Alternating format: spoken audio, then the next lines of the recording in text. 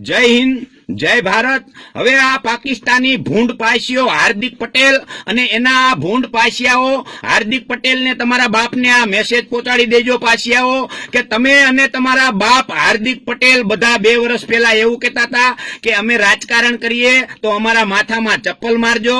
તો આજે આ તમારા બનેવીઓને ટિકિટ જે આપવામાં આવી દિનેશ બાંભણિયાને, વરુણ પટેલને, મનોજ પનારાને, લલિત વસોયાને અને જે દિલીપ સાબવાને, તો આ બધાને ટિકિટ આપી તો તમે અનામતની આ લડાઈ જે લડતા હતા એ સમાજ માટે લડતા હતા કે તમારી 2017ની વિધાનસભાની ચૂંટણીની તૈયારી માટે?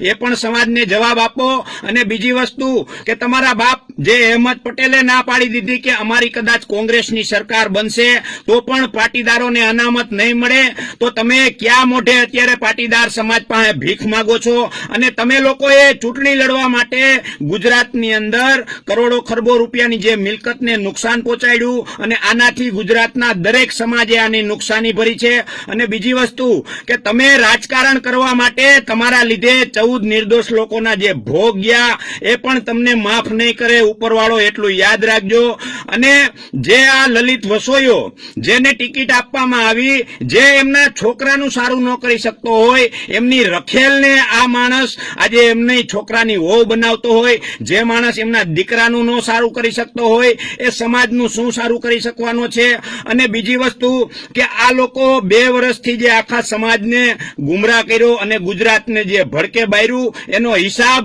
આગામી વિધાનસભાની ચૂંટણીની અંદર આપજો બધા લોકો। આ ભાજપ અને કોંગ્રેસ વાળાઓને પણ જવાબ આપજો। અત્યારે જે આ ગૌરવ યાત્રાઓ અને આ બધી યાત્રાઓ કરે છે તો તમને ચૂંટણી નજીક આવી ત્યારે જ તમને બધું યાત્રાઓ કાઢવાનું અને લોકોને ભોળવવાનું અને લોકોને સ્કીમો આપવાનું સાંભળ્યું। અત્યાર સુધી 4.5 વર્ષ સુધી બધા ક્યાં ગયા હતા? હવે જયારે ચૂંટણીના 2 મહિના બાકી છે ત્યારે બધા ભીખ માંગવા ભિખારીઓની ઘોડે જે રોડ ઉપર નીકળી ગયા છો, બેનરો ને પોસ્ટરો મારી છે, તો જરાક શરમ કરો કે ગુજરાતની અંદર જે ગુજરાતને ભડકે બાર્યું એ માણસને પણ ભાજપ અને કોંગ્રેસના મંત્રીઓ આજે એમને સાથે લેવા માંગે છે અને સમાધાનની વાતો કરે છે।